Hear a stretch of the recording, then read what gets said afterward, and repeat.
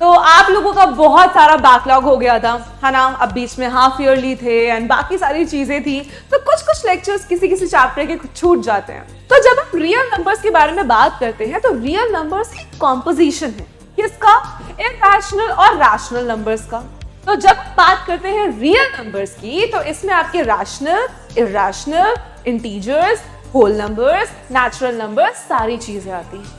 अगर हम बात करें दो सबसे छोटे, मान लो 2 और 3 की बात करें, ठीक है, 2 और 3 आपके क्या है, रैशनल नंबर्स हैं, है ना। क्यों है, क्योंकि 2 को हम 2/1 और 3 को 3/1 लिख सकते हैं। इसको बोलते हैं टर्मिनेटिंग, जहां रिमाइंडर 0 आ गया। इसको कहते हैं भाई कि ये टर्मिनेट तो नहीं हो रहा, दिस इज नॉन टर्मिनेटिंग, है ना। इसको कहते हैं नॉन टर्मिनेटिंग, लेकिन दिस इज रिपीटिंग। रिकरिंग का मतलब क्या होता है कि भाई नंबर डेसिमल के बाद अपने आप को रिपीट कर रहा है। Good evening to each and everyone out there and I welcome you all to this platform of ICSE वाला and to your one shots of Titan batch। तो आप लोगों का बहुत सारा बैकलॉग हो गया था, है ना। अब बीच में हाफ ईयरली थे एंड बाकी सारी चीजें थी, तो कुछ कुछ लेक्चर्स किसी किसी चैप्टर के छूट जाते हैं। तो अब बैच में क्या करने वाले हैं, आप लोगों का हर एक चैप्टर जो आपके सिलेबस में है उसको हम लोग वन शॉट में कवर करेंगे। हर एक चैप्टर का वन शॉट करेंगे एंड इंपॉर्टेंट क्वेश्चंस के साथ हम लोग डिटेल में उस चैप्टर को डिस्कस करेंगे। तो आज हमारी पहली बारी है जो कि चैप्टर है हमारा रैशनल एंड इरैशनल नंबर्स, जो कि हमारा सबसे पहला चैप्टर है। तो इसको शुरू करते हैं। लेट्स स्टार्ट कि इस चैप्टर में हमें क्या क्या पढ़ना है, आज हम लोग क्या क्या कवर करेंगे एंड किस किस टाइप के क्वेश्चंस आपके इस चैप्टर से बनते हैं। तो आओ शुरू करते हैं। तो भाई आज हम लोग पढ़ने वाले हैं, ऑफ कोर्स इंट्रोडक्शन के साथ शुरुआत करेंगे। रैशनल नंबर्स के बारे में सीखेंगे क्योंकि चैप्टर का नाम है जब रैशनल एंड इरैशनल नंबर, तो भाई समझना तो बनता है। उसी के साथ हम लोग डिस्कस करने वाले हैं rational numbers between two numbers, number line पे कैसे रिप्रेजेंट करते हैं। इरैशनल नंबर्स को भी हम लोग समझेंगे, इरैशनल नंबर्स भी प्लेस करेंगे दो रैशनल या इरैशनल नंबर के बीच में, rational numbers on number line and also irrational numbers on number lines को प्लॉट करना सीखेंगे, प्रूफ ऑफ इरैशनैलिटी सीखेंगे, उसी के साथ सर्ड्स के बारे में and laws of surds, rationalisation, rationalising factor क्या होता है एंड क्वेश्चंस। तो भाई इस चैप्टर में बहुत कुछ है पढ़ने को, पर इजी चीजें हैं, कुछ ऐसा नहीं है बहुत ही कॉम्प्लिकेटेड है, बहुत ही कुछ ज्यादा फॉर्मूला ओरिएंटेड है, बहुत ही आसान चीजें हैं जो हम समझेंगे स्टेप बाय स्टेप एंड इस चैप्टर को कवर अप करेंगे। तो यहाँ पे बेटा नेक्स्ट हमारे पास सिलेबस, क्योंकि ये सिलेबस अब आपको ऑफिशियल आईसीएसई वेबसाइट जो है आपकी, दैट इज CISCE.org पे अवेलेबल है। आप रेगुलेशन एंड सिलेबस पे जाओगे 2025 का, प्लीज देखना क्योंकि आपको एग्जाम 2025 में देना है फाइनल, एंड वहां से आपको ये सिलेबस मिल जाएगा जो मैं आपको दिखा रही हूँ। तो प्योर अर्थमेटिक में ये चैप्टर है, रैशनल इरैशनल नाम है। इसमें हमें rational irrational numbers as real numbers, their place in number system, surds and rationalisation हमें समझना है, simplifying an expression by rationalising the denominator हमें समझना है, representation of rational and irrational numbers on number line, ये सारी चीजें हमारे कंटेंट में है, and proof of irrationality of √2, √3 and √5 specifically. तो इन्हीं तीनों का प्रूफ ऑफ इरैशनैलिटी अगर सिलेबस में गिवन है तो इन्हीं तीनों का हम लोग स्पेसिफिकली करेंगे। एक का भी समझ आ जाएगा तो बाकी दोनों अपने आप हो जाएंगे, बहुत सिंपल है। तो आओ बेटा शुरू करते हैं। सबसे पहली चीज कि भाई हमारे पास अगर हम रियल नंबर्स के बारे में बात करते हैं तो रियल नंबर्स में क्या क्या इंक्लूडेड होता है, और अगर हम रियल नंबर्स के बारे में बात करते हैं तो क्या कोई ऐसे भी नंबर्स होते हैं जो रियल नंबर्स नहीं होते हैं। बिल्कुल ठीक है। तो जब हम रियल नंबर्स के बारे में बात करते हैं तो रियल नंबर्स की कॉम्पोजिशन है किसका, इरैशनल और रैशनल नंबर्स का। अब रैशनल नंबर्स के अंदर आपके integers, whole numbers, natural numbers भी आते हैं। तो जब हम बात करते हैं रियल नंबर्स की तो इसमें आपके rational, irrational, integers, whole numbers, natural numbers सारी चीजें आती हैं। अब ये रियल है तो क्या कुछ इमेजिनरी भी है, बिल्कुल है। इनको हम लोग कॉम्प्लेक्स नंबर्स बोलते हैं, जो कि आपके सिलेबस में नहीं है लेकिन आगे आप पढ़ोगे। बट हाँ, एक डाउट रहता है कि मैम रियल है तो क्या कुछ अनरियल भी है, बिल्कुल है। एक इमेजिनरी नंबर्स का कंसेप्ट भी होता है जहां पे अंडर रूट के अंदर नेगेटिव नंबर्स आते हैं, जो अभी हमें नहीं करने हैं। तो जब हम बात करते हैं भाई रियल नंबर्स की, तो रियल नंबर्स के अंदर अब यहाँ पे आपको पूरा पपेट ग्राम दिखेगा। तो यहाँ पे रियल नंबर्स के अंदर रैशनल नंबर्स, फिर उसके अंदर whole numbers, natural numbers, prime numbers as पर कैटेगराइज एंड ऑल दैट। तो बात करते हैं भाई रियल नंबर्स की। जैसे कि मैंने आपको बताया, it's a set of rational and irrational number, और रैशनल नंबर्स के अंदर आपकी और चीजें आ जाती हैं, एंड दैट्स द पॉइंट। अब आगे चलते हैं, देखते हैं भाई रैशनल नंबर्स होते क्या, क्योंकि चैप्टर का नाम है रैशनल इरैशनल, तो समझते हैं रैशनल क्या होता है। तो ऐसे नंबर्स बेटा जिनको हम p by q फॉर्म में लिख सकते हैं, the numbers which can be expressed in the form of p by q, जहां पे p और q आपके इंटीजर्स होते हैं और q जो है वो इक्वल टू 0 नहीं हो सकता है, तो ऐसे नंबर्स को हम लोग रैशनल नंबर्स बोलते हैं। अब आप सोचोगे कि मैम अगर हमें फ्रैक्शन में ही लिखना है तो फ्रैक्शन और रैशनल नंबर में डिफरेंस क्यों, इसको फ्रैक्शन ही बोलो ना। पर जब हम फ्रैक्शंस की बात करते हैं बेटा, फ्रैक्शंस कभी भी नेगेटिव नहीं होते हैं, लेकिन हमारे जो रियल बेसिकली रैशनल नंबर्स हैं उसमें अगर हम बात करें तो p और q हमारे इंटीजर्स, दैट मींस नेगेटिव भी हो सकते हैं। तो this is the case when we talk about कि भाई जब हमारी बात होती है किसकी, रैशनल नंबर्स की, तो भाई ये दो चीजें यहां पर आती हैं। तो rational numbers come from the word ratio and q comes from the word question. तो यहाँ पे जैसे कि 1/4 हो गया, 3/2 हो गया, 11/79 हो गया, या -2001/2002 एक्सेट्रा हो गए, इन सभी को हम लोग क्या बोलते हैं, रैशनल नंबर्स बोलते हैं। आई होप ये चीज सबको क्लियर हो। आगे चलते हैं, लेट्स सी कि भाई अगर दो रैशनल नंबर्स अगर हमें गिवन है तो उनके बीच में कितने रैशनल नंबर्स होते हैं। अगर हम बात करें दो सबसे छोटे, मान लो 2 और 3 की बात करते हैं, ठीक है, 2 और 3 आपके क्या है, रैशनल नंबर्स हैं, है ना।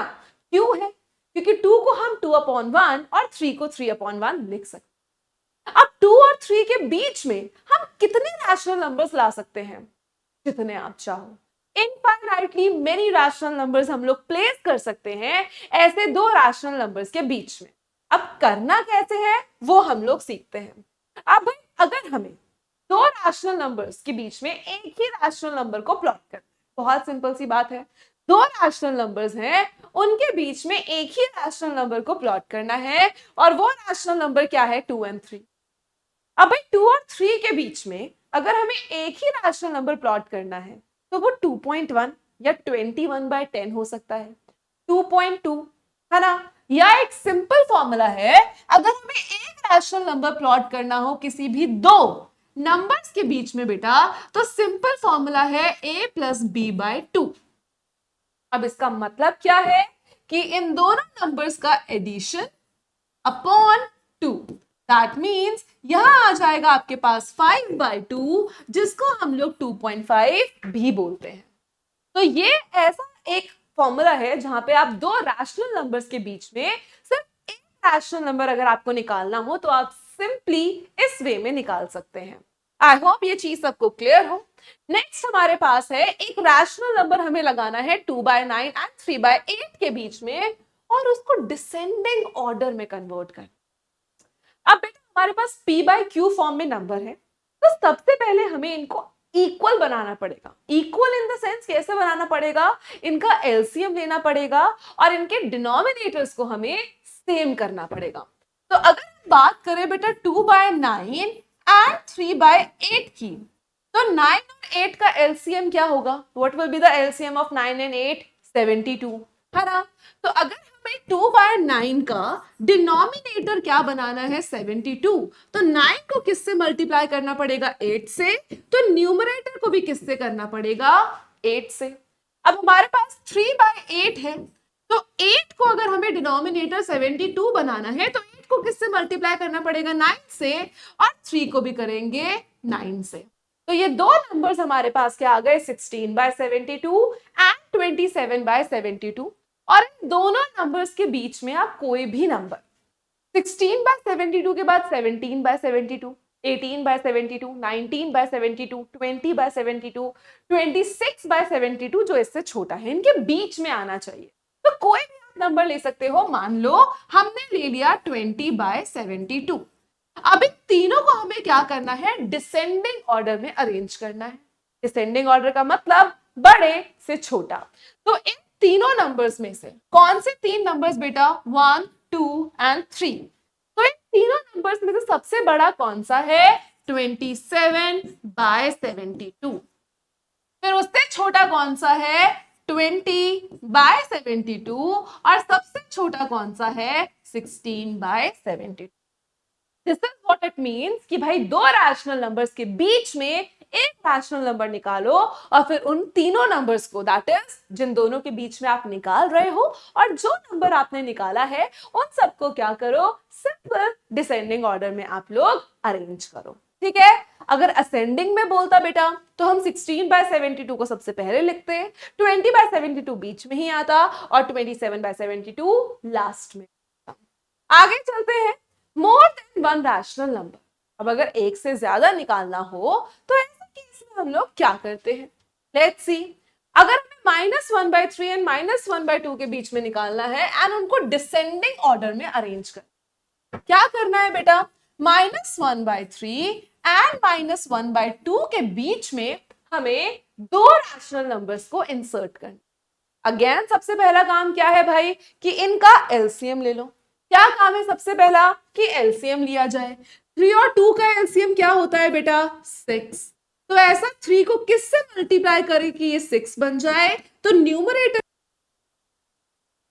3 से 2 से। अब -1/2 है, 2 को किससे मल्टीप्लाई करें कि 6 बन जाए 3 से, तो न्यूमरेटर को भी किससे करेंगे। आई होप ये चीज सबको क्लियर हो, राइट तो हमने यहां पे बना लिया -2/6 एंड -3/6। अब ये दो नंबर्स हमारे पास हैं, दैट इज -2/6 एंड -3/6। अब इनके बीच में तो मुझे कुछ समझ नहीं आ रहा भाई कि नंबर्स कैसे बीच में डालें दो नंबर्स, क्योंकि -2 और -3 के बीच में तो कोई गैप ही नहीं है। तो आप क्या कर सकते हो, जब भी एलसीएम लेने के बाद आपके ऐसे नंबर्स बन जाएं जहां पे गैप ही नहीं है यार, तो गैप बना दो। बहुत सिंपल सी बात है, क्या करो, इन दोनों नंबर्स को ऊपर नीचे 10 से मल्टीप्लाई कर दो। इन दोनों नंबर्स को क्या करो, ऊपर नीचे 10 से मल्टीप्लाई करो। इट इज नॉट मैंडेटरी कि आप 10 से ही करो, आप चाहे तो 5 से कर सकते हो, आप चाहे तो 6 से कर सकते हो, जो मर्जी आए आप उससे कर सकते हो। तो अब ये नंबर क्या हो जाएगा -20/60 और ये वाला नंबर क्या हो जाएगा -30/60। अब -20 और -30 के बीच में तो आप कोई भी दो नंबर प्लॉट कर सकते हो।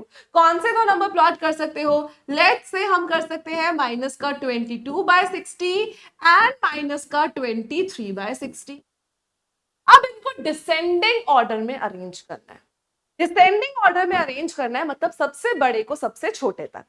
अब बेटा नेगेटिव में ये चीज होती है कि जितना छोटा नेगेटिव नंबर होता है उतना ही बड़ा वो होता है। समझो, अगर -1 और -10 में पूछे कि बड़ा कौन सा है, तो -1 बड़ा है। अगर -1000 और -10,000 में पूछे कि बड़ा कौन सा है, तो -1000 बड़ा है। सिमिलरली इन चारों नंबर से जो चार नंबर हमें दिख रहे हैं, इनमें से सबसे बड़ा वो है, सबसे बड़ा वो है जो सबसे छोटा है। इनमें से सबसे छोटा कौन सा है, -20/60। ये बड़ा होगा किससे, -22/60 से। ये बड़ा होगा -23/60 से। और यहां सबसे छोटा हो जाएगा -30/60, क्योंकि ये नेगेटिव में सबसे बड़ा है। जो नेगेटिव में सबसे बड़ा है वो असल में सबसे छोटा है। इंसानों में ही देख लो यार, जो इंसान सबसे ज्यादा नेगेटिव होता है, जिसमें बहुत ज्यादा नेगेटिविटी होती है, वो इंसान सबसे छोटा होता है, तुच्छ होता है ना। तो पॉजिटिविटी रखनी चाहिए और पॉजिटिव बनो, बढ़िया रहो। ठीक है, आगे चलते हैं, आगे बात करते हैं। Insert 3 rational numbers between 1/3 and 4/5। अब 1/3 एंड 4/5 के बीच में करना है। 3 और 5 का बेटा एलसीएम लेंगे सबसे पहले, तो क्या आएगा 3 और 5 का एलसीएम, आपके पास आएगा 15। अब सिंपली क्या करेंगे 1/3 इंटू 5 इंटू 5 और ये क्या हो जाएगा 5/15। सिमिलरली 4/5 को 5 को मल्टीप्लाई करेंगे 3 से और ये आपके पास आ जाएगा 12/15। अब 5/15 एंड 12/15 के बीच में 3 रैशनल नंबर्स हमें प्लेस करने हैं। कोई भी 3 ले लो बेटा, 6/15, 7/15 एंड 8/15। बात ही खत्म, सिंपल डिम्पल। आई होप ये चीज सबको क्लियर हो। आगे चलते हैं। Insert 3 rational number between 4 and 4.5। इसको तो आप डायरेक्टली भी कर सकते हो। कैसे? 4 और 4.5 के बीच में 4.1, 4.2 एंड 4.3, जिसको आप क्या लिख सकते हो? 41/10, 42/10 एंड 43/10। सिंपली आप सॉल्व कर सकते हो। तो बेटा नंबर्स इंसर्ट करना बहुत आसान है, बहुत ही ज्यादा। आगे देखते हैं इरैशनल नंबर्स की बात करते हैं। अब रैशनल नंबर्स अगर ऐसे नंबर्स हैं जिनको हम p अपॉन क्यू फॉर्म में लिख सकते हैं, तो इरैशनल नंबर्स कैसे नंबर्स होंगे जिनको हम p बाय क्यू फॉर्म में नहीं लिख सकते? बिल्कुल नहीं, इल है। तो नहीं लिख सकते हैं, ऐसे इरैशनल नंबर्स होते हैं। और भी इसकी डेफिनेशन है कि भाई जिसकी जो डेसिमल एक्सपेंशन है वो नॉन टर्मिनेटिंग, नॉन रिकरिंग होती है। तो ये सारी चीजें हैं जो हमें समझनी है किसके बारे में? इरैशनल नंबर्स के बारे में। ओके, अब आगे चलते हैं, नेक्स्ट चीज के बारे में देखते हैं। Write two irrational numbers whose product is rational. ऐसे दो इरैशनल नंबर लिखो जिनके प्रोडक्ट रैशनल हो, मतलब जिनका मल्टीप्लीकेशन रैशनल हो। कौन से दो नंबर्स हो सकते हैं? अगर हम बात करें 2 माइनस रूट 3, ये एक रैशनल इरैशनल नंबर है, और इसका प्रोडक्ट करें अगर हम 2 प्लस रूट 3 से, ये दूसरा इरैशनल नंबर है। अब a minus b, A plus b क्या बनता है बेटा? This is a minus b into a plus b, और ये क्या बनाता है आपका? a square minus B square. इसका मतलब है 2 स्क्वायर माइनस रूट 3 का square, which becomes 4 minus 3। Answer आएगा 1 and 1 is your rational number. तो भाई ऐसे दो नंबर्स जिनका प्रोडक्ट, ऐसे दो इरैशनल नंबर्स जिनका प्रोडक्ट आपका रैशनल है, एक एग्जांपल ये हो गया। आप थोड़े सिंपल कैटेगरी में जाओगे तो आप एक ही नंबर को दो बार मल्टीप्लाई कर दो, क्योंकि रूट 3 इंटू रूट 3 3 होता है, एंड सिंपली हम लोग इसका आंसर इस तरीके से निकाल सकते हैं। अब और आगे चलते हैं बेटा, let's see irrational number between two rational number. अब मैंने आपको बताया कि भाई इरैशनल नंबर एक तो वो होते हैं जिनकी p बाय क्यू फॉर्म नहीं होती, और दूसरा मैंने आपको बताया कि जिनकी जो डेसिमल एक्सपेंशन होती है वो नॉन टर्मिनेटिंग, नॉन रिकरिंग होती है। अब नॉन टर्मिनेटिंग, नॉन रिकरिंग होता क्या है वो समझते हैं। अब देखो, आप डेसिमल एक्सपेंशन क्या होता है कि डेसिमल के बाद कैसे नंबर्स लिखे जा रहे हैं, दैट इज डेसिमल एक्सपेंशन। आपने देखा होगा कि भाई कभी कभी जो डेसिमल एक्सपेंशन है वो 6.25 ऐसे आती है, कि मतलब कंप्लीटली खत्म, कि अगर मैं डिवाइड करूं दो नंबर्स को तो डेसिमल के बाद 2-3 नंबर्स के बाद रिमाइंडर 0 आ जाता है। इसको बोलते हैं बेटा टर्मिनेटिंग डेसिमल एक्सपेंशन। क्या बोलते हैं? Terminating decimal expansion. दो नंबर्स हमारे पास होते हैं, है ना? दो नंबर्स हमारे पास और कौन से होते हैं जिनको हम लोग अगर डिवाइड करें तो वो कुछ रिमाइंडर 0 नहीं देता है, लेकिन नंबर रिपीट होता रहता है। फॉर एग्जाम्पल, अगर मैं 10 को 3 से डिवाइड करूं तो 3 3 9 माइनस फिर 1 आ गया, डेसिमल लगाया फिर से 10 बन गया, फिर 3 3 9 किया, फिर 1 आ गया, फिर 10 आ गया, फिर 3 किया, तो ये बार बार 10 बनता जाएगा। मैं बार बार 9 से मल्टीप्लाई करती रहूंगी, एंड बार बार वही 3.3333 आता रहेगा। तो बेटा इसको कहते हैं non terminating but repeating. Why repeating? Because decimal के बाद आपका जो नंबर है वो रिपीट कर रहा है। डेसिमल के बाद आपके पास जो नंबर है दैट इज रिपीटिंग इटसेल्फ, वो अपने आप को बार बार दोहरा रहा है।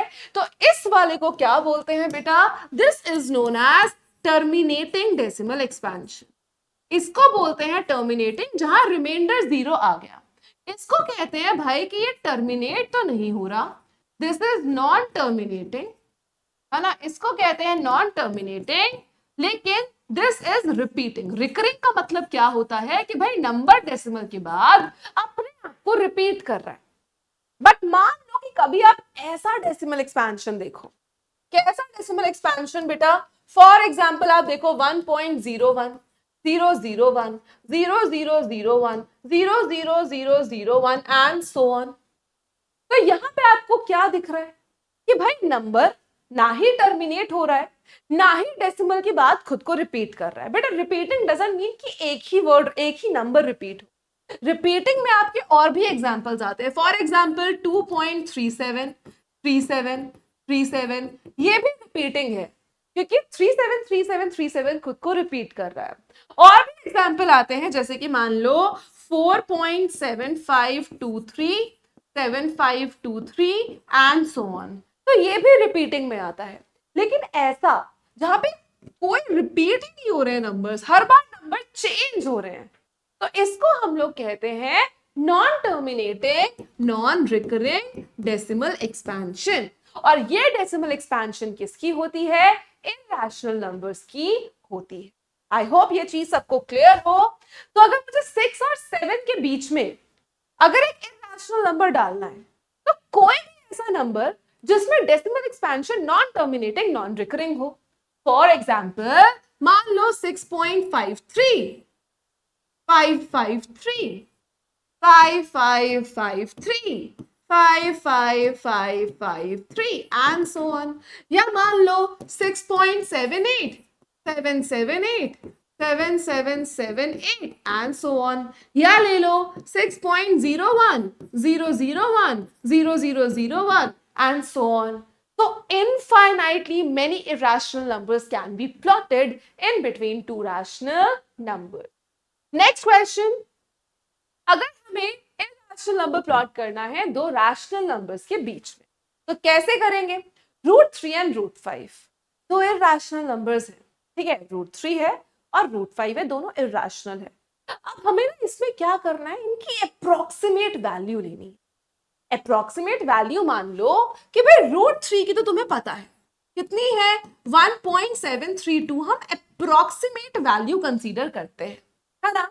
√5 की चाहे नहीं भी पता, कोई दिक्कत नहीं है, पर हमें पता है √5 से पहले जो √4 आता है वो कितना होता है, 2। तो बेसिकली तुम्हें क्या करना है, 1.7 और 2 के बीच में, क्योंकि 2 पॉइंट भी कुछ √5 हो सकता है, तो अब अगर एग्जैक्ट वैल्यू नहीं भी पता तो कैसे करोगे? तो √5 से छोटा √4 है, √4 की वैल्यू तुम्हें पता है 2, तो कोशिश करो कि 1.7 और 2 के बीच में नंबर लिख दो। दैट मीन्स 1.732 अगर इसका है और 2 है, तो आप 1.87, 877, 8777 and so on, 1.93, 993, 9993 and so on. 1 point और कौन सा ले सकते हो, 2 तो नहीं ले सकते हो, तो 1 पॉइंट कुछ भी ले लो, 8 को दोबारा ले लो, 83 कर दो, 883 कर दो एंड सो ऑन। तो इस तरीके से आप अगेन बहुत सारे नंबर्स लिख सकते हो। नेक्स्ट है √2 और √7 के बीच। अब यहां तो आप डायरेक्टली दो इरैशनल नंबर लिख सकते हो ना, कौन से, √3 है, √4 नहीं है, √5 है, हो गए दो इरैशनल नंबर्स, सिंपल। कोई ज्यादा कुछ इसमें दिमाग लगाने की जरूरत नहीं है, ज्यादा कॉम्प्लिकेटेड बनाने की जरूरत नहीं है। अगर आप एक अप्रोक्सीमेशन से भी आंसर निकाल सकते हो, सो गो अहेड विद इट, क्यों उसको छोड़ना है, राइट। आगे चलते हैं, रैशनल नंबर्स को हम नंबर लाइन पे कैसे प्लॉट करते हैं उसके बारे में हम जल्दी से एक बार सीख लेते हैं। तो जब हम बात करते हैं, मान लो 3/4 को हमें प्लॉट करना है नंबर लाइन पे। अब 3/4 का मतलब क्या है बेटा, 3/4 क्या है, 0 और 1 के बीच में आता है, 0 से बड़ा है, 1 से छोटा है। क्यों छोटा है, क्योंकि अगर 4/4 होता तो वो 1 होता, तो 3/4 1 से छोटा है, 0 से बड़ा है। तो आपको क्या करना है बेटा, ऐसे एक नंबर लाइन बनानी है। आपको पता है कि 3/4 0 और 1 के बीच में कहीं लाई करता है। डिनोमिनेटर देखो कितना है, 4, तो 0 और 1 के बीच में 4 पार्ट्स में डिवाइड कर दो, 4 पार्ट्स में 0 और 1 के बीच में डिवाइड कर दो।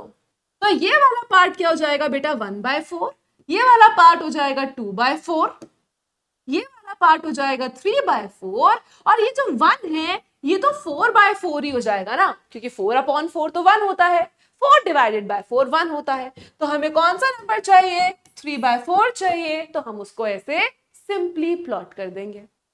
Getting it. अब भाई दूसरा कोई नंबर है, मान लो हमारे पास नंबर है यहाँ पे 2 3/5।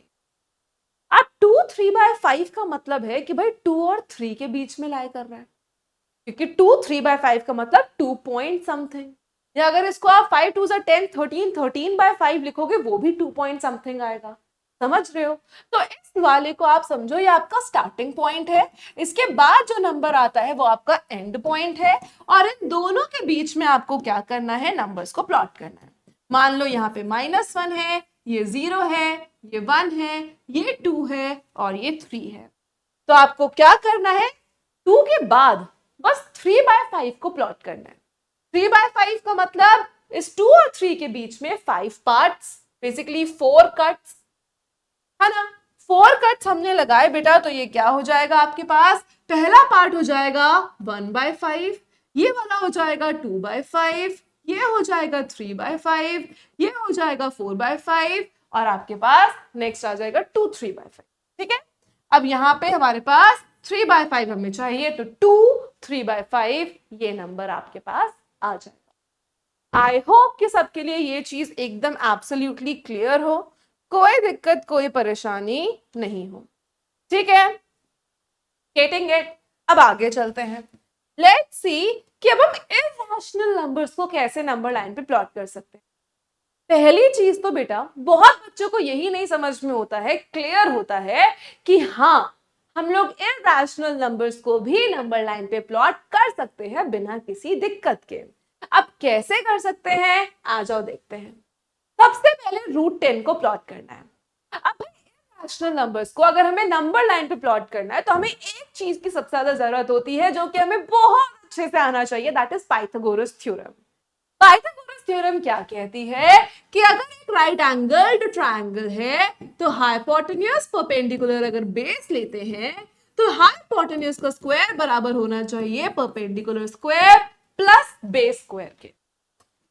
अब हमारा मेन मोटिव क्या होना चाहिए, हमारा मेन मोटिव ये होना चाहिए कि भाई हम ना परपेंडिकुलर और बेस को कुछ ऐसा ले लें कि हाइपोटेन्यूज हमारा √10 आ जाए। तो हमारा क्या एम है कि भाई हमें परपेंडिकुलर और बेस को कुछ ऐसा लेना है कि परपेंडिकुलर और बेस को कुछ ऐसा लेना है, कोई भी नंबर्स का कॉम्बिनेशन ऐसा लेना है कि भाई h जो है वो √10 आ जाए। तो अब दिमाग लगाना है, 10 को हम क्या लिख सकते हैं, कैसे लिख सकते हैं, 3 का स्क्वायर प्लस 1 का स्क्वायर। 10 को हम क्या लिख सकते हैं बेटा, 10 को हम लिख सकते हैं √3 का स्क्वायर प्लस 1 का स्क्वायर। इसका मतलब है अगर मैं बेस को 1 ले लूं या बेस को 3 ले लूं और परपेंडिकुलर को 3 या परपेंडिकुलर को 1 ले लूं तो मेरी जो हाइपोटेन्यूज है देखो कितनी आएगी, 3 का स्क्वायर 9, 1 का स्क्वायर 1, आ गई √10। तो कोई भी रैशनल नंबर अगर आपको प्लॉट करना है तो सबसे पहले आपको यह सोचना है कि कौन सा मैं परपेंडिकुलर लूं और बेस लूं जिनका अगर हम पाइथागोरस थ्योरम में वो लगाएं तो हमारा हाइपोटेन्यूज वो नंबर आ जाए जो हमें प्लॉट करना है। सिमिलरली √17 है, अगर √17 की हम लोग बात करते हैं तो भाई √17 अगर मुझे हाइपोटेन्यूज पे चाहिए तो अगर मैं बेस को 4 और परपेंडिकुलर 1 ले लूं तो बेस 4 है तो 4 का स्क्वायर 16, 1 का स्क्वायर 1, √16 + 1 आ गया √17। तो ये सारी चीजें हमें सोचनी है, हमें देखनी है कि कौन से ऐसे हम ले सकते हैं। अब एक बार वो दो नंबर्स हमें मिल जाएं तो हम एक स्ट्रेट लाइन को सबसे पहले ड्रॉ करेंगे। ठीक है, एक स्ट्रेट लाइन को सबसे पहले ड्रॉ करेंगे। हमें मेजरली चाहिए यहाँ पे 3, 1 एंड 4। तो भाई 0 से शुरू किया, यहां आ गया लेट्स से 1, यहां आ गया 2, यहां आ गया 3। तो मान लो कि अगर आपको परपेंडिकुलर 3 नहीं लेना, बेस 3 लेना है तो वो भी चलेगा। आप बेस को 3 ले सकते हो और परपेंडिकुलर को 1 भी ले सकते हो। ऐसा नहीं है कि उससे आपका गलत आ जाएगा, इट इज टोटली फाइन। ठीक है, अब मान लो कि भाई हमने क्या लिया, हमने यहाँ पे लिया कि हमारा जो बेस है वो 3 है। बेस है 3 का मतलब क्या है कि हमें जो बेस पे चाहिए वो कितना चाहिए, 3 यूनिट्स। तो बेस तक हमने कितना बना दिया बेटा, 3 यूनिट्स बना दिया। अब हमें परपेंडिकुलर कितना चाहिए, 1 यूनिट। परपेंडिकुलर 1 यूनिट चाहिए तो भाई 90 डिग्री पे हमने 1 यूनिट यहां बना दिया। क्या कर दिया, 90 डिग्री पे हमने 1 यूनिट यहां बना दिया। अब बस नेक्स्ट स्टेप हमें क्या करना है बेटा, इन दोनों को ज्वाइन करना। यहां से यहां तक ज्वाइन करेंगे, ये हमारे पास हाइपोटेन्यूस आ गई है। अगर भाई बेस हमने 3 लिया था, परपेंडिकुलर हमने 1 लिया था, तो ये जो हाइपोटेन्यूस आई है ये कितना आई है, √10 आई है। तो ये जो हाइपोटेन्यूस हमारे पास आई है कितनी आई है बेटा, √10 आई है। मान लो ये ए है, ये बी है और ये सी। अब नेक्स्ट काम हमें क्या करना है, हमें लेना है अपना कंपास। क्या लेना है, अपना कंपास लेना है। कंपास की नीडल को बेटा कहां रखना है, जहां से हमने 0 से शुरू किया है, और कंपास के हमारी पेंसिल को कहां ले जाना है, जहां पे ये √10 खत्म हो रहा है। तो बेसिकली हमारे कंपास से हमें क्या मेजर करना है कि भाई √10 कितना है। तो हमने O से शुरू किया, C पे खत्म किया। अब बेटा एक बात सोचो, ये जब मैंने अपना कंपास खोल दिया, मतलब ये कंपास अब √10 खुल चुका है, मतलब इस कंपास पे एग्जैक्टली √10 सेंटीमीटर्स है। अब अगर √10 यहां पर है, तो अगर मैं इस कंपास से हटा के एक सर्कल बनाती हूं तो उसका रेडियस कितना होगा, √10 होगा। अगर इस कंपास से मैं क्या करती हूं बेटा, एक सर्कल बनाती हूं। इस कंपास से अगर हम क्या करते हैं, एक सर्कल घुमा देते हैं, तो इस सर्कल का बच्चा जो रेडियस है वो कितना होगा, √10 होगा। अगर रेडियस √10 होगा यार, इसका मतलब है कि यहां से लेके ये √10 है, ये भी √10 है, ये भी √10 है, ये भी, ये भी, ये भी एंड ये भी टिल द सर्कमफेरेंस। तो हमें एक चीज मिली कि भाई यहां से लेके यहां तक ये भी √10 है। दैट मीन्स कि अगर हम नंबर लाइन पे इसको प्लॉट करें, अगर हम यहां से क्या करें, अगर यहां से यहां तक सिर्फ एक आर्क भी लगा दे, तो ये जो पॉइंट आएगा, ये जो पॉइंट आएगा, ये कितना पॉइंट आएगा, √10 का पॉइंट आएगा। तो इस तरीके से बच्चा हम लोग क्या करते हैं, इरैशनल नंबर्स को नंबर लाइन के ऊपर प्लॉट करते हैं। नेक्स्ट देखो, अगर √2 को करना है, √2 को करना है मतलब हाइपोटेन्यूस पे √2 चाहिए, तो परपेंडिकुलर 1 और बेस को 1 ले लो, क्योंकि hypotenuse is equals to perpendicular का स्क्वायर प्लस बेस का square which is equivalent to √2। अब यहां पे सिंपली क्या करेंगे बेटा, फिर से हमारी नंबर लाइन बनाएंगे, एक स्ट्रेट नंबर लाइन बनाने के बाद फिर से क्या करेंगे, नंबर्स लिखेंगे 0, 1, 2 एंड 3 एंड सो ऑन। अब हमें पता है कि हमें बेटा परपेंडिकुलर कितना चाहिए और बेस कितना चाहिए, 1। तो बेस कितना है, 1 है, परपेंडिकुलर कितना है, 1 है, ये कितना है, 90 डिग्री है। और जब हम हाइपोटेन्यूस को ज्वाइन कर देंगे तो ये हाइपोटेन्यूस हमारी कितनी आ जाएगी, √2। तो ये हाइपोटेन्यूस कितनी आ गई बेटा, √2। अब फिर वही चीज करनी है, अपना कंपास लेना है, कंपास को 0 पे रखना है और √2 के लेंथ तक खोलना है। आपने एक बार इसको √2 के लेंथ तक खोल दिया तो आपके पास क्या होगा बेटा, सीधा एक आर्क ड्रॉ कर दो, और जब ये आर्क आपकी नंबर लाइन पे कट करेगी, यही आपका पॉइंट क्या हो जाएगा, √2 सेंटीमीटर।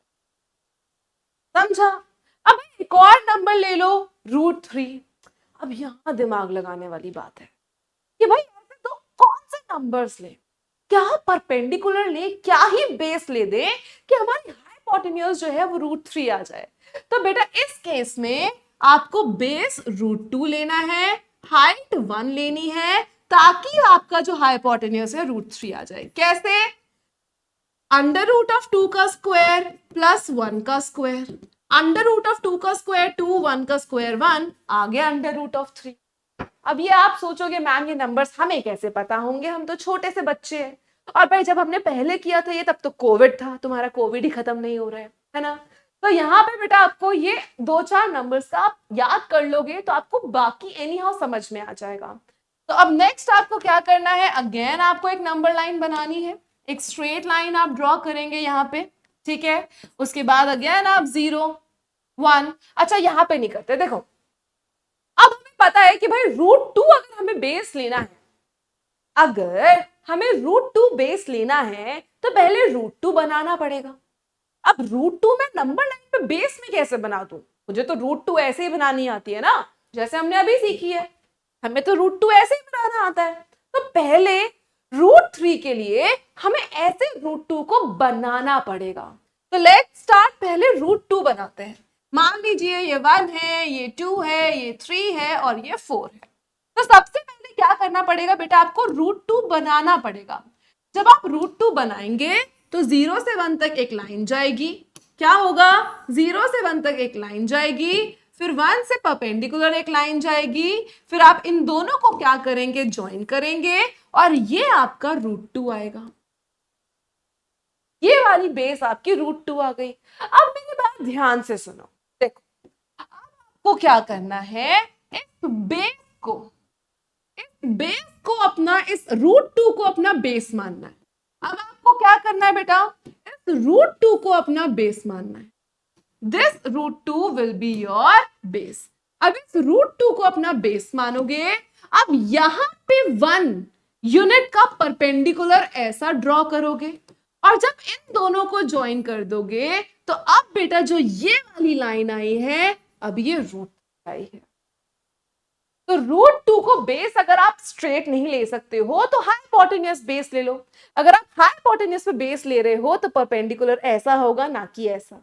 इस पे 90 डिग्री ऐसा होगा, ताकि सीधा करो तो 90 डिग्री रहे। समझ रहे हो, √2 अगर ऐसा है तो इस पे 90 डिग्री ऐसा होगा, ताकि सीधा करो तो 90 डिग्री रहे। अगर √2 ये ले रहे हो, 90 डिग्री ऐसा बना दिया, तो सीधा करोगे तो ये ऑब्ट्यूज एंगल हो जाएगा, राइट नहीं रहेगा। अब नेक्स्ट वही सेम चीज करनी है बेटा, अपना कंपास उठाना है। कंपास को उठा के कहाँ रखना है, 0 पे रखना है। उसके बाद ये √3 को यहाँ पे मेजर करना है। उसके बाद क्या करना है, √3 को यहाँ पे मेजर करना है। √3 को मेजर कर लिया तो अब ऐसे सिंपल एक स्ट्रेट नीचे लाइन ड्रॉ करोगे और ये आपका क्या आ जाएगा, √3। यहाँ पे मैंने जो गैप है वो थोड़ा सा अलग लिया है, ऑफ कोर्स ये 1 और ये 1 एग्जैक्टली भी नहीं है। तो आप जब पेपर में ड्रॉ करोगे तो प्लीज अपने स्केल से प्रिसाइजली 1 लेके चलना, ठीक है, तो आपकी बिल्कुल एग्जैक्ट वैल्यू आ जाएगी। नेक्स्ट चलते हैं बेटा प्रूफ ऑफ इर्रेशनैलिटी। जब हम बात करते हैं इर्रेशनैलिटी के प्रूफ पे, तो यहाँ पे हमारे पास क्या आता है कि भाई अगर √2 को हम इर्रेशनल बोल रहे हैं तो इसका प्रूफ दो। हमें मानना ही नहीं है कि √2 रैशनल है या इर्रेशनल है, हमें ये प्रूफ दो कि वो इर्रेशनल। तो बेटा प्रूफ ऑफ इर्रेशनैलिटी ना, देखो अगर मुझे किसी चीज को, अगर मुझे ये प्रूफ करना है कि भाई देखो, या तो तुम सच बोल रहे हो, तुमने कुछ बोला तो या तो तुम सच बोल रहे हो या तो तुम झूठ बोल रहे हो। अगर मुझे प्रूफ करना है कि तुम सच बोल रहे हो तो या तो मैं सीधा ये बोल दूं कि ले भाई ये देखिए तू सच बोल रहा है, या तो मैं ये बोलूं कि तुम झूठ नहीं बोल रहे हो। अगर तुम झूठ नहीं बोल रहे हो इसका मतलब क्या है कि तुम सच बोल रहे हो। तो प्रूफ ऑफ इर्रेशनैलिटी कैसे हम लोग प्रूफ करते हैं, कॉन्ट्रडिक्शन मेथड। कौन से मेथड से, कॉन्ट्रडिक्शन मेथड से। अब आओ देखते हैं कैसे करते हैं। हमें प्रूफ करना है कि √2 इर्रेशनल है। अगर √2 इर्रेशनल हमें प्रूफ करना है, हमने बोला हट साइड हो जा, हम तो बोलेंगे कि भाई लेट √2 रैशनल। हमने क्या बोला, लेट √2 बी अ रैशनल। हमने क्या बोला बेटा कि मान लेते हैं कि हमारा जो √2 है वो क्या है, एक रैशनल नंबर है। अगर √2 एक रैशनल नंबर है तो इसको हम a/b फॉर्म में लिख सकते हैं, p/q a/b जो भी आप चाहो। अगर रैशनल नंबर है तो वो a/b फॉर्म में या p/q फॉर्म में लिखा जाता है, जहां पे a और b क्या है, इंटीजर्स है। a और b क्या है, इंटीजर्स है ना, and a and b are coprime as well. बेटा को प्राइम कौन से नंबर्स होते हैं, को प्राइम वो नंबर्स होते हैं जिनके बीच में अदर देन 1 कोई भी कॉमन फैक्टर नहीं हो। को प्राइम डज नॉट मीन कि दो नंबर्स हैं और दोनों को प्राइम होना जरूरी है, नो 8 और 25, 8 is also a composite number, 25 is also a composite number, लेकिन 8 और 25 के बीच में आपस में 1 के अलावा कोई भी कॉमन फैक्टर नहीं है, तो 8 और 25 भी बेटा आपस में को प्राइम नंबर्स कहलाएंगे। तो ऐसे दो नंबर जिनके बीच में 1 के अलावा और कोई फैक्टर ना हो वो को प्राइम होते। नाउ अब भाई इसको अगर हम क्या करें, स्क्वायरिंग बोथ साइड्स। अगर हम क्या करें अब इसके बाद स्क्वायरिंग बोथ साइड्स। तो क्या आएगा बेटा, अंडर रूट ऑफ 2 का square is equals to a upon b का square, which is equals to 2 is equals to a square upon b square. और इस b को अगर हम यहां शिफ्ट करेंगे so a square is equals to 2b square. बेटा देखो, अगर मैं 18 को 6 इंटू समथिंग लिख सकती हूँ जो कि समथिंग 3 है, ठीक है। तो मैंने बोला क्या, मान लो कोई और नंबर है, कि मैं 8 को 4 इंटू 2 लिख सकती हूँ। बहुत ध्यान से ये बात समझना कि अगर बेटा मैं 8 को 4 इंटू 2 लिख सकती हूँ, या एक चीज मानो अगर मैं इसको क्या लिख सकती हूँ, 2 का स्क्वायर इंटू 2, तो इसका मतलब क्या है कि ये 4 इसका फैक्टर है। अगर मैं दो नंबर्स को, अगर मैं a स्क्वायर को 2 इंटू बी लिख सकती हूं, इसका मतलब है 2 और b दोनों ही a स्क्वायर के फैक्टर है। तो यहां से हम ये बात बहुत क्लियरली बोल सकते हैं। क्या बोल सकते हैं बेटा, कि भाई ये जो है फैक्टर है। क्या लिखेंगे हम इसके बाद, इसके बाद हम ये लिखेंगे that 2 is a factor of a square. अगर 2 जो है बेटा a स्क्वायर का फैक्टर है, so 2 is a factor of a as well. अगर a स्क्वायर का फैक्टर 2 है, मान लो 2 जो है वो 36, दैट इज 6 का स्क्वायर। तो अगर 6 के स्क्वायर का फैक्टर 2 है तो 6 का भी तो फैक्टर 2 होगा, बिल्कुल होगा। ठीक है, यहां पे ये बात आई। तो हम क्या लिख सकते हैं, that a is equals to 2c। 2c का मतलब क्या है कि वो जो नंबर a है, अगर मैं ये बोल रही हूं, ध्यान से सुनना, कि 36 का फैक्टर 2 है। 36 मतलब 6 स्क्वायर का फैक्टर 2 है। अगर 6 स्क्वायर का फैक्टर 2 है तो 6 का भी फैक्टर 2 है। और अगर 6 का फैक्टर 2 है तो हम 6 को क्या लिख सकते हैं, 2 इंटू समथिंग, जो कि 6 के केस में 2 इंटू 3 है। तो मैंने similarly 6 is equal to 2 into 3 को हमने c लिया है। क्लियर है इतनी बात। अब यहां पे बेटा अगेन हम लोग क्या करेंगे, स्क्वायरिंग बोथ। अगेन क्या करेंगे, स्क्वायरिंग बोथ साइड्स। ये हो जाएगा a स्क्वायर, ये हो जाएगा 4 और ये हो जाएगा c स्क्वायर। अब इस a square is equals to 4c square and a square is equals to 2b square. तो हम क्या a स्क्वायर की वैल्यू यहां सब्स्टिट्यूट कर दें। कहां सब्स्टिट्यूट कर दे बेटा, इस वाली इक्वेशन में। a स्क्वायर की वैल्यू को हम क्या कर सकते हैं, अगर इसको हम लोग 1 बोल रहे हैं, इसको हम लोग 2 बोल रहे हैं, तो हम a स्क्वायर की वैल्यू यहां सब्स्टिट्यूट कर सकते हैं और हमारे पास क्या आएगा बेटा, दैट a स्क्वायर, जिसको हम क्या लिख सकते हैं, 2b square is equals to 4c square. क्यों हुआ, अगर a स्क्वायर 2b स्क्वायर के भी बराबर है और a स्क्वायर 4c स्क्वायर के भी बराबर है, तो ये आपस में बराबर होंगे। अब बेटा इस 2 से ये 4 कट जाएगा और ये 2 आ जाएगा, तो हमारे पास क्या आया, b square is equals to 2c square. Same, अगर b square is equals to 2 into c, इसका मतलब क्या है, दैट 2 इज अ फैक्टर, कि 2 is a factor of c square, sorry b square. अगर 2b स्क्वायर का फैक्टर है, so 2 is a factor of b as well. 2 is a factor of b as well. अब भाई बात सुनो दूसरी, बहुत नई ताजा खबर। अब भाई यहां बहुत ध्यान से देखो, अगर 2 जो है वो a का भी फैक्टर है, 2 जो है वो b का भी फैक्टर है, इसका मतलब क्या है कि a और b को प्राइम नहीं है। अगर a और b को प्राइम नहीं है, बट भाई हमने तो लिए थे, तो यहां से क्या आ जाएगा, that 2 is a factor of A and B both, which contradicts the statement that A and B are co-prime. A and B are co-prime. So this contradiction,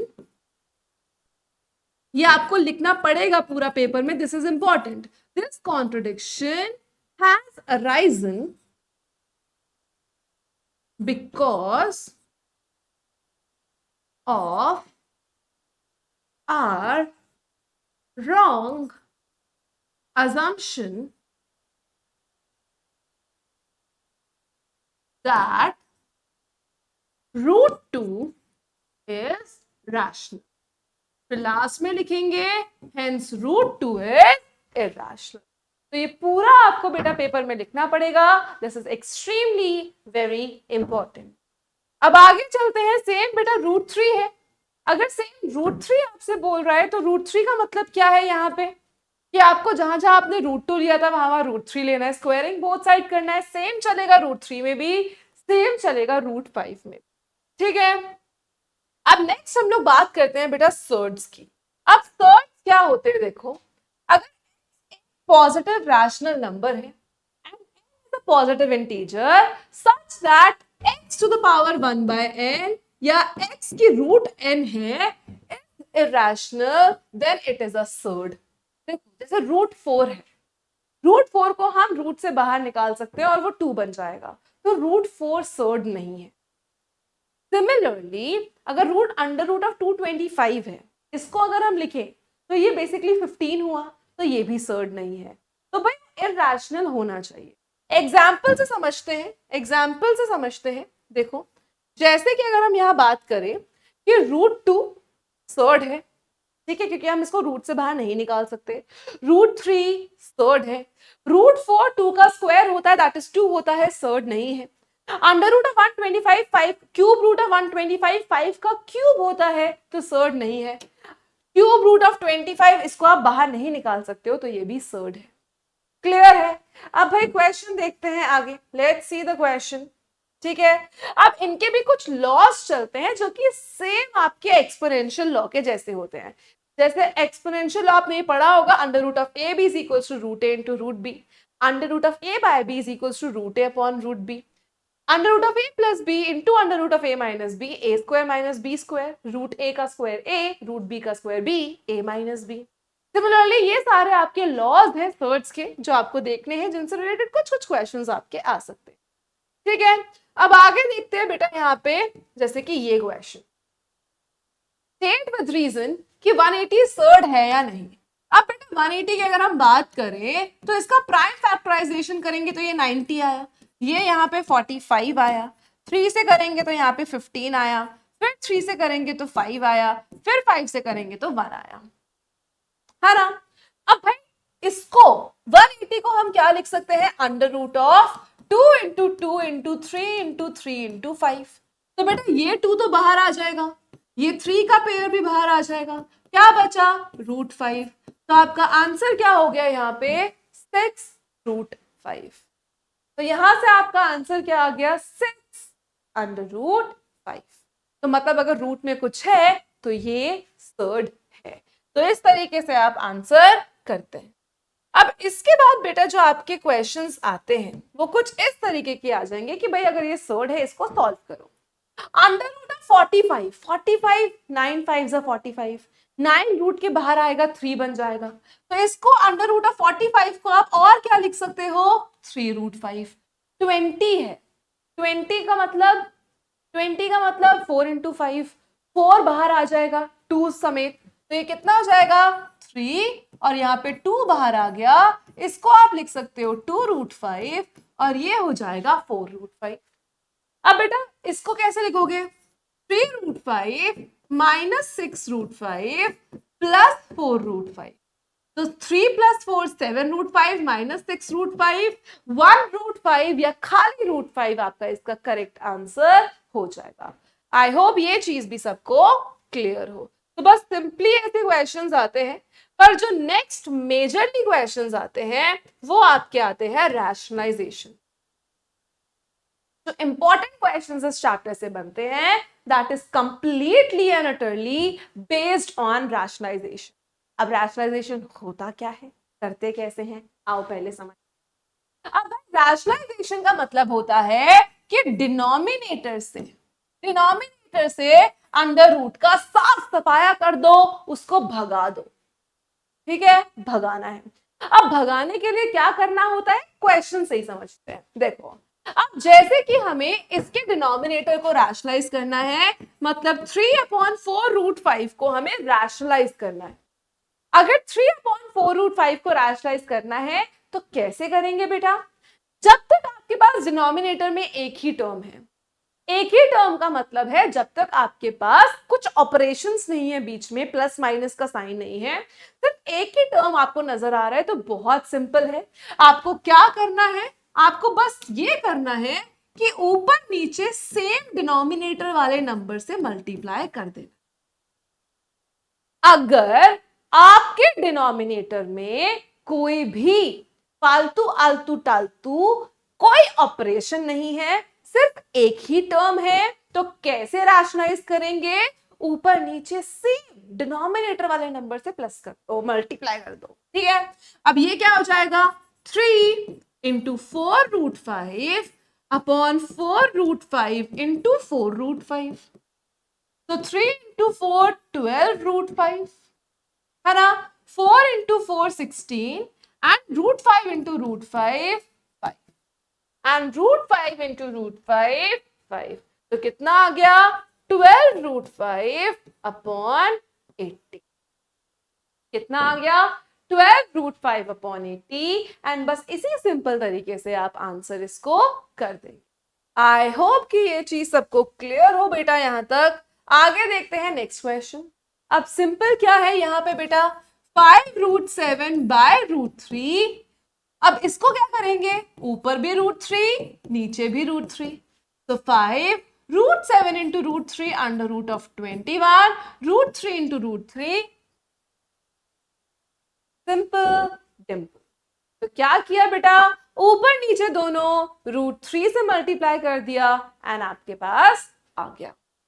आगे चलते हैं, नेक्स्ट क्वेश्चन देखते हैं। अब अगर आपके रैशनलाइजेशन में बीच में ऑपरेशंस आ जाए, ऑपरेशंस का मतलब क्या है? ऑपरेटर्स का मतलब क्या है?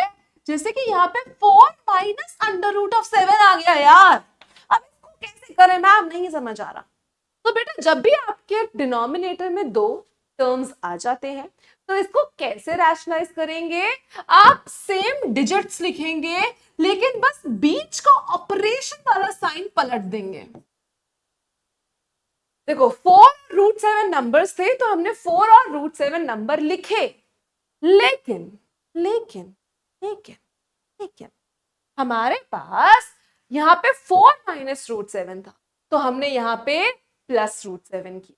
अगर यहाँ पे 4 प्लस √7 होता तो हम 4 माइनस √7 करते। अब भाई ये किया तो देखो क्या आएगा? न्यूमरेटर में आ जाएगा 3 इंटू 4 प्लस √7। अब डिनोमिनेटर में देखो क्या आएगा?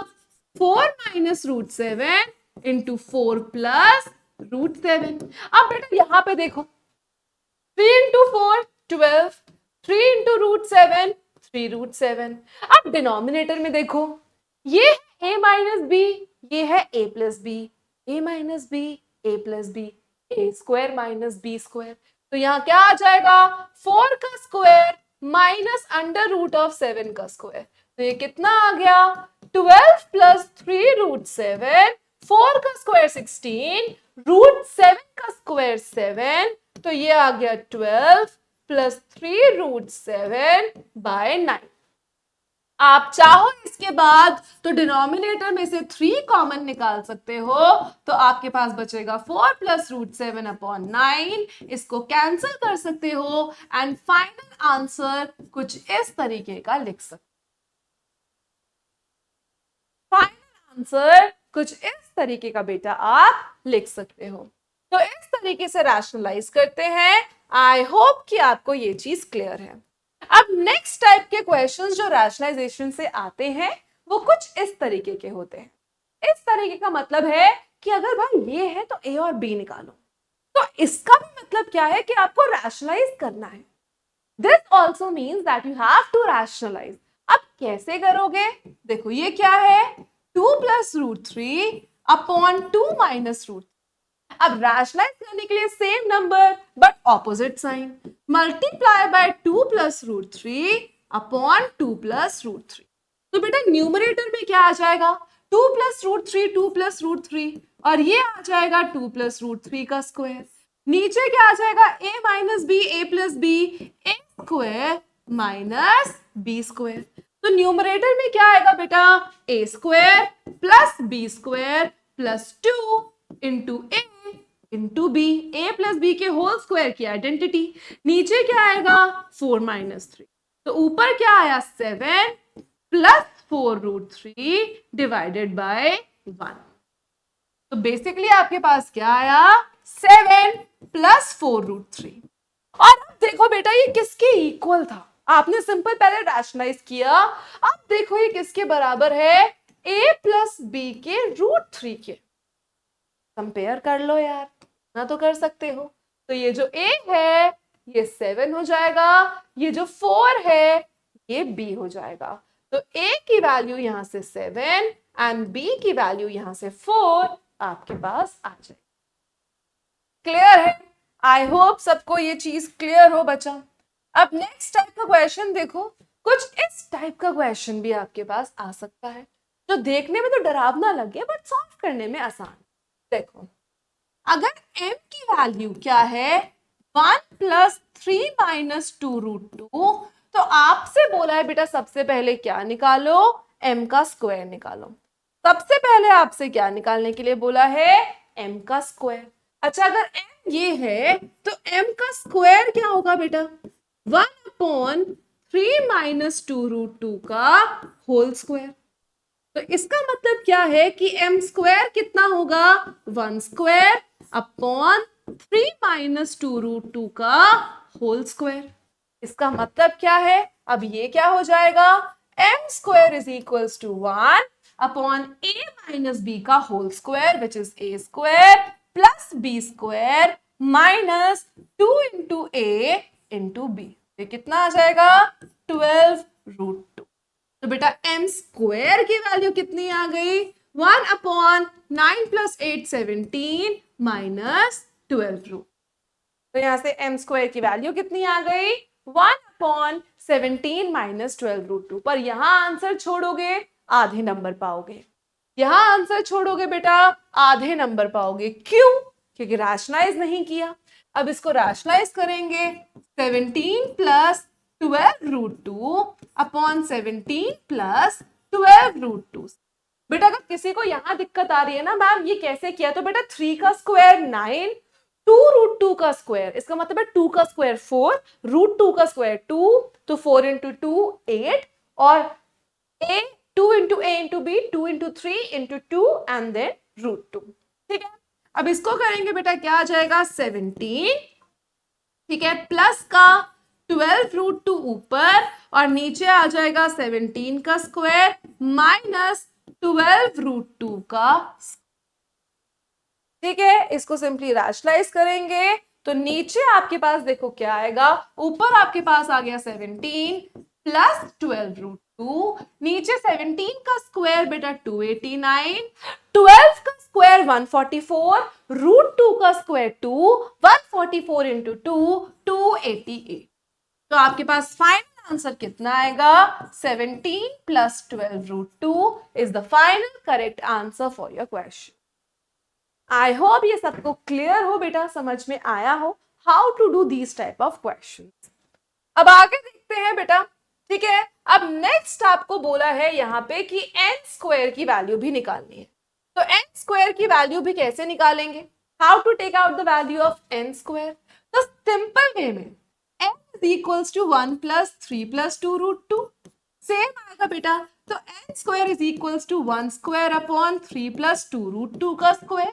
अब यहाँ पे a प्लस b का होल स्क्वायर लगाएंगे तो वो आएगा a square plus b square plus का 2ab, सेम चीज आएगी प्लस का 2ab, तो यहाँ आएगा 1 अपॉन 17 प्लस का 12√2, यहाँ पे क्या करेंगे इनटू 17 माइनस 12√2 से रैशनलाइज और 17 माइनस 12√2 से रैशनलाइज से। ठीक है, ऊपर का मल्टीप्लाई करेंगे सो 17 माइनस 12√2, नीचे फिर से 17 का स्क्वायर माइनस 12√2 का स्क्वायर, और यहां से आपके पास आंसर आएगा 17 minus 12√2 as simple this. Clear है। अब लास्ट पार्ट में बोला है m और n की वैल्यू, m इंटू n की वैल्यू। अब m इंटू n का मतलब 1 upon 3 minus 2 root 2 into 1 upon 3 plus 2 root 2.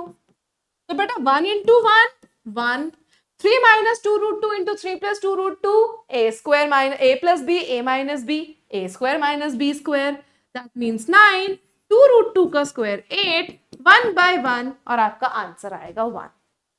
Simple. तो इस तरीके से आपके रैशनलाइजेशन के क्वेश्चंस आएंगे और इसी तरीके से सिंपली आपको उनको आंसर करना है. ठीक है, चलिए अब एक और क्वेश्चन देखते हैं बेटा. आपके पास इस टाइप का क्वेश्चन भी आ सकता है. अब यहां बोला है अगर p माइनस 15q बराबर है इसके तो आपको भाई वैल्यूज फाइंड करनी है p और q. ठीक है, बहुत सिंपल सा क्वेश्चन है कि अगर p बाय q की वैल्यू, ठीक है, p बाय q की वैल्यू बराबर है इसके, दैट मीन्स अगर p minus under root of 15q की वैल्यू बराबर है 2 minus root 3, sorry 2 into root 3 minus root 5 upon 4 root 3 minus 3 root 5 के, तो आपको वैल्यू बतानी है p और q की. सेम चीज पहले रैशनलाइज करो भाई, है ना, क्यों ज्यादा सोचना, पहले रैशनलाइज करो. 4 रूट 3 प्लस 3 रूट 5 से अपॉन 4 रूट 3 प्लस 3 रूट 5 से. तो बेटा ऊपर क्या आएगा आपके पास 2 root 3 minus root 5 multiply by 4 root 3 plus 3 root 5 से divided by a plus B, a minus b, that simply means a का स्क्वायर माइनस b का. क्लियर है यहां तक सबको? अब देखो फर्स्ट टर्म, अब ऊपर वाले को कैसे सॉल्व करेंगे बेटा, मल्टीप्लीकेशन ब्रैकेट्स खोलेंगे ऊपर वाले के. तो 2 इंटू 4 8, 4 2 जा 8, रूट 3 इंटू रूट 3 3, 8 3 जा 24. फिर 2 रूट 3 इंटू 3 रूट 5 कितना आएगा 6 रूट 15. फिर माइनस 5 इतना आ जाएगा 4 रूट 15 और ये आपके पास आएगा माइनस का 50. नीचे आपके पास क्या आएगा 4 का स्क्वायर 60, ठीक है, और रूट 3 का 3 तो 48, 3 का स्क्वायर 9, 9 5 जा 40. 24 में से 15 माइनस करेंगे तो कितना आएगा 9, 6 रूट 15 माइनस 4 रूट 15 आपके पास आएगा 2 रूट 15 डिवाइडेड बाय आपके पास 48 माइनस 45 कितना आएगा बेटा. तो यहां आपके पास आया simply this one 9 plus 2 root 15 divided by 3. अब इसको सेपरेट करके लिखो, दैट मीन्स इसको लिखो 9 बाय 3 माइनस 2 रूट 15 बाय 3 और ये बराबर है p अंडर रूट 15 q के. अब बस आपको इक्वेट करनी है बेटा वैल्यूज कि p की वैल्यू क्या है बच्चा 9 बाय 3 और q की वैल्यू क्या है, क्योंकि वो रूट 15 के साथ है तो 2 बाय 3. 9 बाय 3 को आप 3 भी लिख सकते हो, है ना, सिंप्लीफाई करके. तो p की वैल्यू 3 और q की वैल्यू 2 बाय 3. तो बस इसी टाइप के आपके क्वेश्चंस है बेटा. ये एक आपका होमवर्क क्वेश्चन है, ठीक है, इसको भी बस पहले रैशनलाइज करना और फिर आपको सिंपली इसको भी एड अप करना है. So this was all about the chapter, है ना. आई होप होमवर्क भी मैंने आपको दे दिया है. आई होप कि सारी चीजें आपको एब्सोल्युटली क्लियर हो. एक बार समरी कर लेते हैं कि हमने क्या किया है इस चैप्टर में. तो हमने शुरुआत की थी कि भाई रियल नंबर्स क्या होते हैं और हमने उसके बारे में सीखा. फिर रियल नंबर्स के बाद हमने सीखा कि भाई हम दो रियल नंबर्स के बीच में या दो रैशनल नंबर्स के बीच में हम कैसे रैशनल नंबर्स और इरैशनल नंबर्स को प्लॉट कर सकते हैं.